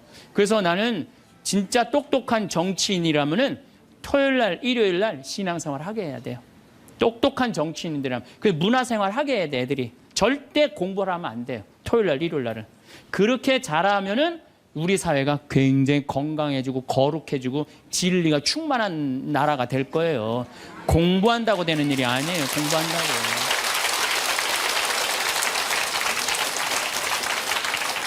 그러니까 자식들하고 대화를 하려고 해도 대화를 해본 적이 있어야지 대화를 할 거 아니야. 공부하라는 말 외에는 해본 적이 없는데. 그래서 엄마 명동에 어때? 좋았어? 좋았어. 어떻게 좋았어? 그냥 좋았어. 넌 들어가서 빨리 공부해. 자, 그렇다면은 내가 어떻게 하면 대화를 잘할 수 있을까? 말을 잘할 수 있을까? 첫 번째, 들어라. 우리가 이게 부족해요. 듣는 게 부족해. 우리나라 사람들이 듣는 게 부족해. 제가 평택에서 본당 신부할 때 교우가 한 5,000명 됐었어요. 본당 신부 혼자 하는데 하루에 고해성사를 200명, 300명이 보는 거예요. 너무너무 힘든 거야. 그러니까 내가 주일날 막 교우들이 1분 이상 고해를 하면 막 신경질이 나는 거야. 그러니까 할머니들이 그냥 신부님 내가 6.25 때 시집 와갖고 그냥 독자 집에 시집을 왔는데 아들을 하나 낳았어요. 아들을 하나 낳았는데 그놈이 독자라고 내가 너무 오냐오냐 해서 키우다 보니까 이놈을 장가를 보냈는데 이놈이 이혼을 해갖고 손자를 나한테 맡겨갖고 내가 지난주에 그 손자 찾으러 다니느냐고 주일미사를 빠졌어요. 아, 주일미사 빠졌는데 왜 6.25 전쟁부터 시작을 해. 그래서 내가 그래요. 저 교우들한테 항상 교육할 때 죄는 간단히 죄 진 것만 얘기해라. 과정은 설명하지 말고. 그러니까 참 교우들도 죄 결론만 얘기하는 게 참 답답할 거 아니야. 고해소에서 그 답답한 속을 털어놔야 되는데 신부님은 막 200명, 300명 주름 기다리고 있고. 근데 내가 능평이라는 데 본당 신부를 딱 갔는데 교우가 500명이야. 딱 10분의 1이야. 고해소에 들어가고 성물돌 끝났는데도 들어오는 사람이 아무도 없는 거야. 너무 심심한 거예요. 그래갖고 이제 고해소에 딱 들어오면 너무 반가운 거예요. 그래갖고 신부님 저 시어머니를 미워했어요. 그럼 평택에서는 4계명 부모에게 효도하라고 그랬는데 미워하면 안 된다. 예수님이 십자가 생각하고 시어머니한테 잘해라. 딱 간단해.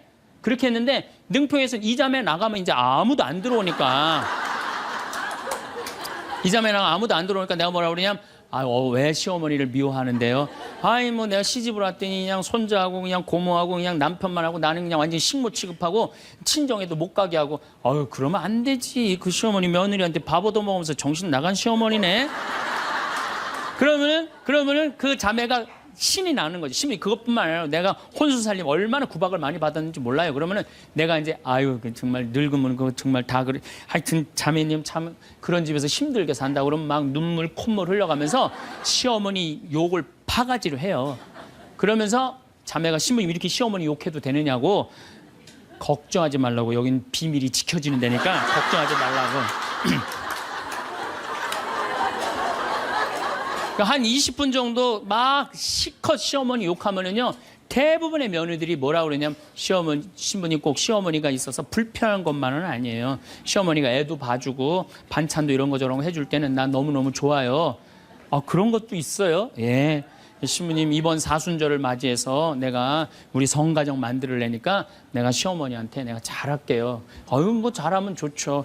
반찬도 맛있게 하고 한 번 더 웃으면서 얘기할게. 훌륭하십니다. 나는 한 게 아무것도 없어. 그러느냐고. 그러면 자기가 고해하고 자기가 훈화하고 자기가 보속하고 자기 결심까지 다 해서 다 하기가 나가. 말은요 들어주기만 하면 돼요. 여러분들 친구들하고 뭐 좀 상담할 때 지적질할 필요 하나 없어요. 나이 50, 60 넘어갖고 너 그러니까 네가 그 꼴로 사는 거야. 그러면 자기 속 얘기하는 사람이 너 그러니까 그 꼴로 사는 거야. 그럴 때 맞아. 내가 그래서 내가 이 꼴로 사나 보다. 그럴 것 같아. 기분 나빠할 것 같아요. 당연히 기분 나빠하죠. 당연히. 우리 집에 많은 그 중고등학교 학교 다니기 싫어하는 애들을 데리고 와요.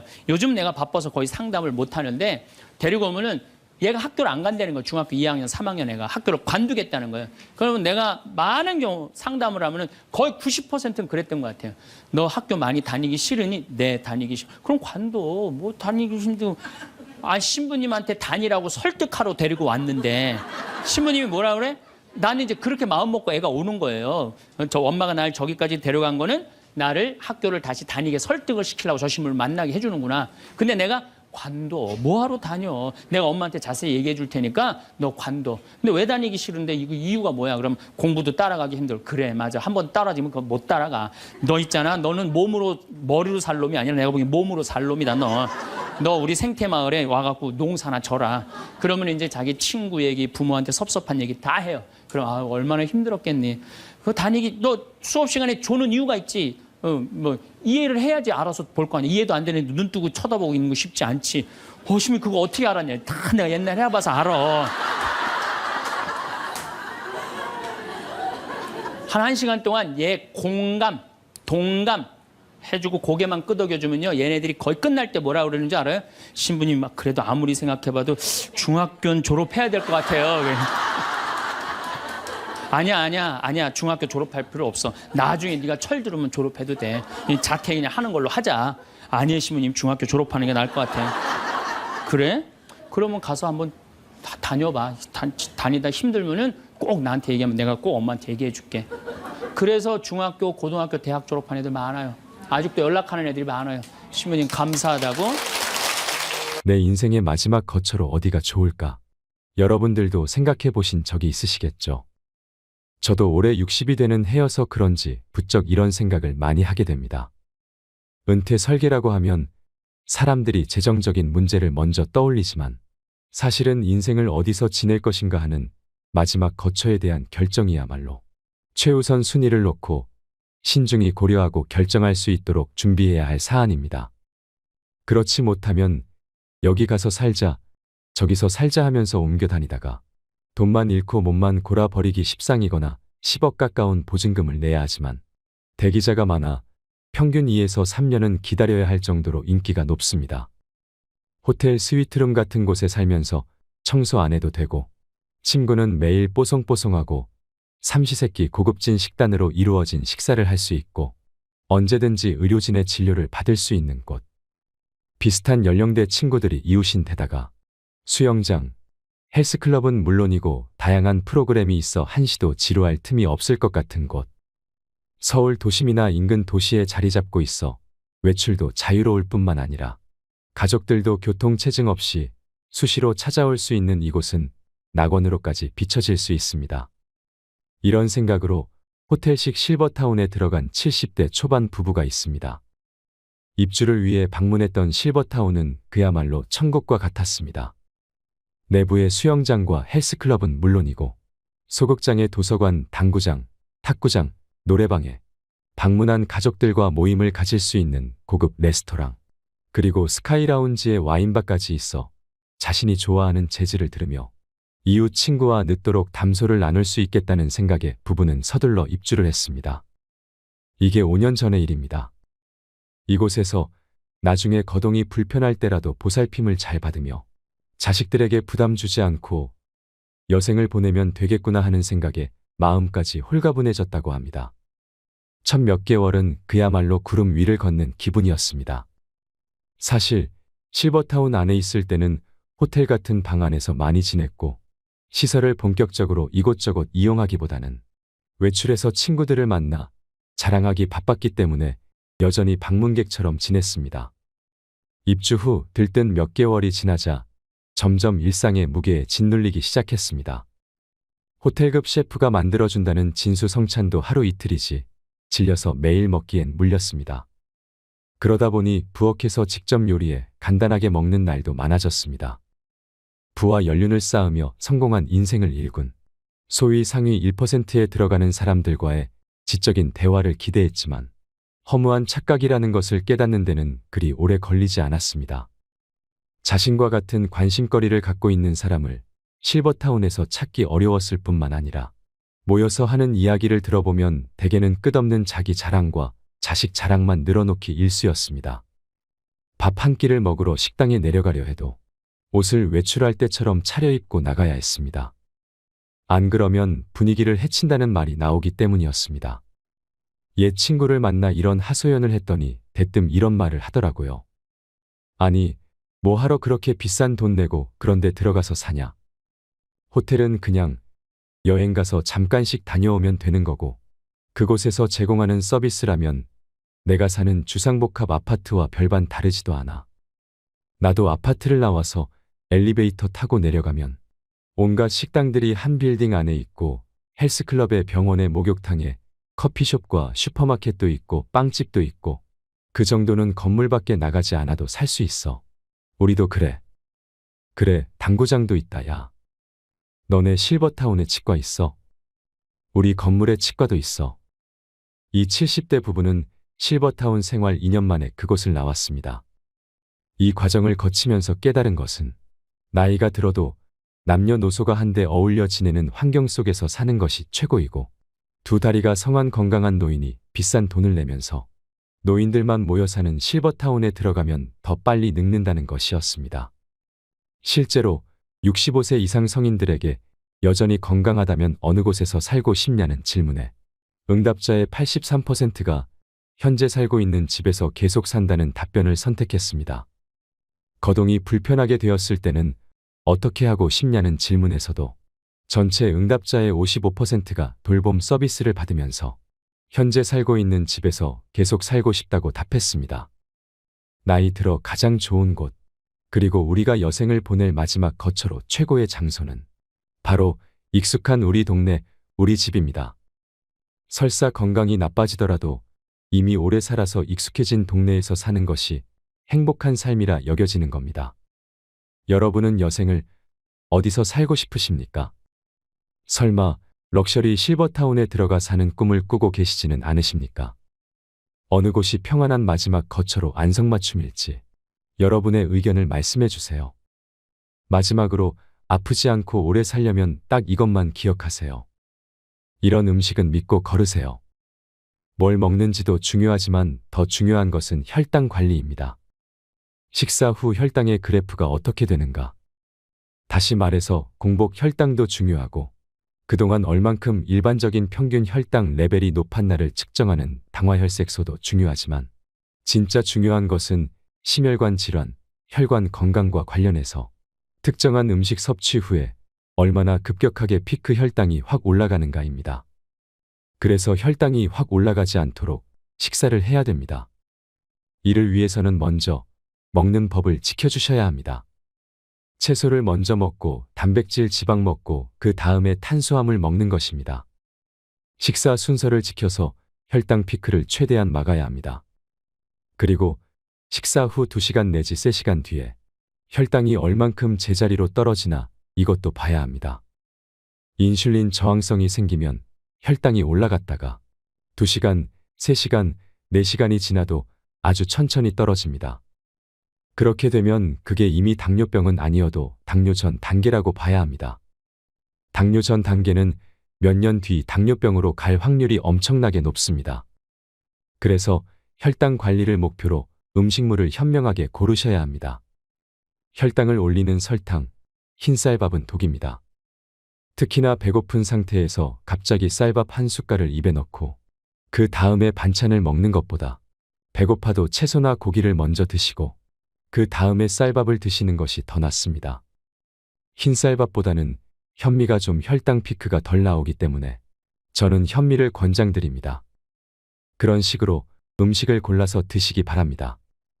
그리고 언제 먹느냐가 중요합니다. 하루 중 무얼 먹느냐보다 더 중요한 건 언제 먹느냐입니다. 음식은 우리 신체 리듬에 맞춰서 먹어야 합니다. 그리고 잠자는 것도 중요합니다. 잠을 푹 자야 됩니다. 그러려면 최소한 4시간 전에는 식사를 끝내셔야 합니다. 내가 오늘 밤 10시에 잔다 그러면 6시에 식사를 마쳐야 합니다. 6시부터 식사해서 7시에 끝나면 11시부터 주무셔야 합니다. 11시부터 7시간에서 8시간 주무시는데 이 패턴을 지켜야 합니다. 이것이 진짜 중요합니다. 우리 몸의 리듬과 식사가 신체의 흐름을 방해하지 않아야 합니다. 그래서 야식은 진짜 안 좋습니다. 8시에 식사 끝내고 10시에 잔다. 배부르니까 빨리 잔다고 해도 잠이 깊이 안 듭니다. 위장이 굉장히 에너지를 많이 써서 소화시켜야 되기 때문입니다. 그래서 거의 위장이 비워진 상태에서 공복 상태에서 잠을 자야 되는 것입니다. 이걸 잊지 마세요. 그래야 깊이 잘 수 있습니다. 잠을 깊이 못 자시는 분들의 공통점이 꼭 주무시기 전에 와인 한 잔, 맥주 한 잔 드시는 겁니다. 몸에 알코올이 들어오면 알코올이 각성제 역할을 합니다. 밤새 술 마셨다. 이런 경험들이 있으실 텐데요. 그게 어떻게 가능할까요? 알코올을 섭취하면 잠이 안 옵니다. 아닌데 술 한 잔 먹으니까 잠이 좀 오던데 하는 분들도 계실 텐데요. 그건 술 취하는 초반에만 잠깐 그렇습니다. 잘 생각해보면 술 한 잔 먹고 주무시면 술 취해서 주무셨다가 새벽에 깬 분들 많을 겁니다. 그러니 주무시기 전에 술을 드시는 것은 피하셔야 합니다. 그리고 우리가 아침에 일어나서도 한두 시간 이상 공복 상태를 유지하는 게 건강에 진짜 중요합니다. 아침에 일어나자마자 식사하시는 게 아니라 되도록이면 아침은 드시지 마세요. 아침 먹지 말라 그러면 반대하는 사람이 엄청 많습니다. 하지만 아침을 챙겨 먹는 것이 언제부터 생긴 줄 아시나요? 20세기에 들어와서 9시까지 출근해야 하는 공장 노동자, 사무실 노동자가 생긴 이후에 생긴 겁니다.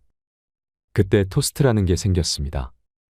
그리고 노동자들을 위해서 재미란 게 생겼습니다. 당분을 번복해서 혈당을 확 올려주는 것입니다. 이게 영국 공장 노동자들이 하던 것인데 그게 아침으로 발달된 것입니다. 아침에 일어나자마자 시원하게 오렌지 주스 드시면 절대 안 됩니다. 혈당이 팍 오릅니다. 그런 위험한 짓 하지 마세요. 꼭 아침을 드셔야 되면 계란이나 아보카도 같은 음식을 드시는 게 좋습니다. 평소에 간헐적 단식을 해야 합니다. 운동을 꾸준히 하신 분들은 공복이 12시간만 돼도 세포 자가포식 현상이 생깁니다. 세포 자가포식은 몸에 열량이 안 들어오니까 우리 몸이 내 몸 세포를 분해해서 에너지원을 확보합니다. 지방세포일 수도 있지만 단백질, 지방, 우리 몸의 여러 가지 장기 세포들을 분해해 버립니다. 그런데 근육세포는 잘 분해를 안 합니다. 왜냐하면 우리 신체가 굶으면 운동해야 된다는 걸 알기 때문입니다. 그래서 근육세포는 안 건드리고 다른 세포를 건드려서 스스로를 잡아먹습니다. 정말 우리 신체는 매우 똑똑합니다. 낡은 세포, 노화된 세포, 기능이 떨어진 세포를 먼저 잡아먹습니다. 그래서 세포 자가포식을 자꾸 하면 젊어집니다. 신체 기능이 올라가게 되는 것입니다. 머리도 잘 돌아가게 되겠지요. 치매 예방도 됩니다. 12시간 만에 그런 효과가 생긴다는 말입니다. 그러면 12시간이 지나서 16시간까지 한 4시간 동안 자가 포식이 일어난 다음에 점심 식사를 한다. 그때는 진짜 마음껏 드셔도 됩니다.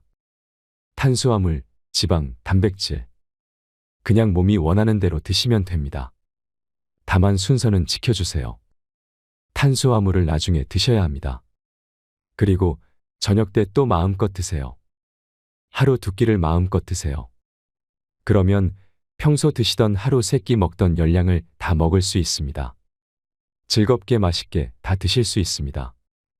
굶을 필요 없습니다. 열량 소비 줄일 필요 없습니다. 그런데 무슨 일이 생길까요? 젊어지고 체지방률이 쭉쭉 내려가는 걸 느낄 수 있을 겁니다.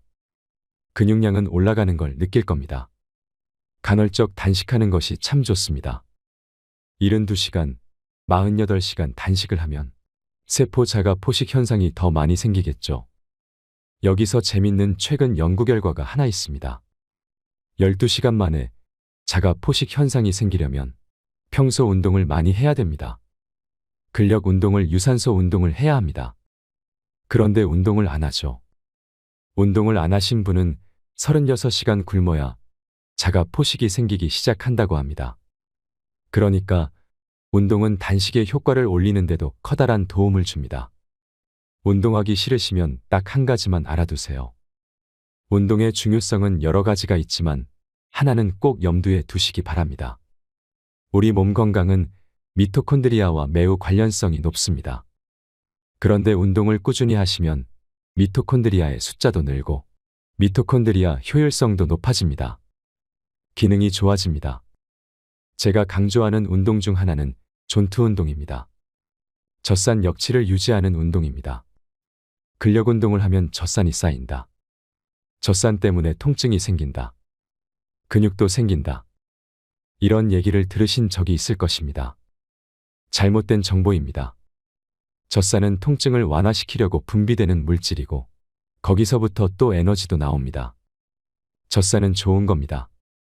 그 젖산이 쌓인다는 건 내가 운동할 때 내가 사용하는 산소량보다 들이마시는 산소량이 부족할 때, 즉 내가 내 몸에서 심폐 기능을 처리하고 공급하는 산소량은 이만큼인데 지금 당장 근력 운동해서 써야 되는 산소가 이만큼이다 하면 산소 부채가 생기는 겁니다. 그래서 숨이 차게 됩니다. 그런데 존투 트레이닝은 이걸 맞춰주는 겁니다. 지금 내가 산소를 이만큼 들이마시는데 딱 산소를 쓸 만큼만 운동하는 것입니다. 그게 존투 트레이닝입니다. 그러면 그만큼이 얼만지 어떻게 하느냐를 정확하게 따지려면 젖산 역치를 측정해야 되는데 그건 굉장히 장비도 복잡하고 병원에 가서 하기 힘듭니다. 그럼 어떻게 하느냐 하면 대체 방법이 있습니다. 심박수로 측정하는 겁니다. 최대 심박수라는 개념이 있습니다. 220배기 나이를 하면 됩니다. 예를 들어 50세면 220배기 나이. 그러면 170이 나옵니다. 그 최대 심박수에 곱하기 0.65 또는 0.75를 하면 심박수가 나옵니다. 110이나 120이 나올 겁니다. 그 심박수가 대략적인 존투 한계입니다. 그래서 그 심박수를 유지하면서 유산소 운동을 30분, 40분 하는 겁니다. 운동을 평소에 안 하는 분들은 좀 빨리 걷기만 해도 바로 한계가 됩니다. 평소 운동을 안 하신 분들은 좀 빨리 걷는 운동을 하시오. 운동을 좀 하신 분들은 이게 운동되는 거야 할 정도로 천천히 달리시면 됩니다. 실시간으로 심박수를 알려주는 스마트워치든 아니면 헬스밴드가 있으면 좋습니다. 저렴한 것도 많습니다. 심박수는 다 웬만큼 정확하게 측정을 합니다. 그걸 하나 구입하셔도 좋습니다. 모바일 기기로 내 심박수를 봐가면서 30분 이상 심박수가 유지되게 존투 트레이닝을 하시고 끝날 때 심박수를 한번 올려주는 정도로 하면 좋습니다. 이런 운동을 꾸준히 하시면 미토콘드리아 기능이 올라가고 여러분의 체력이 놀랄 정도로 좋아질 것입니다. 한두 달만 해보세요. 엄청 좋아집니다. 그리고 존투 트레이닝을 하는 동안은 달리기, 명상 같은 걸 하셔도 좋습니다. 실내에서 자전거를 타면서 해도 되고 밖에서 달리기 하면서도 되고 러닝머신 뛰면서 하셔도 됩니다. 심박수를 유지하면서 존투 트레이닝을 해보세요. 이상으로 책틀맨이었습니다. 지혜를 쌓는 당신의 오늘이 아름답습니다. 더 좋은 영상으로 찾아뵙겠습니다.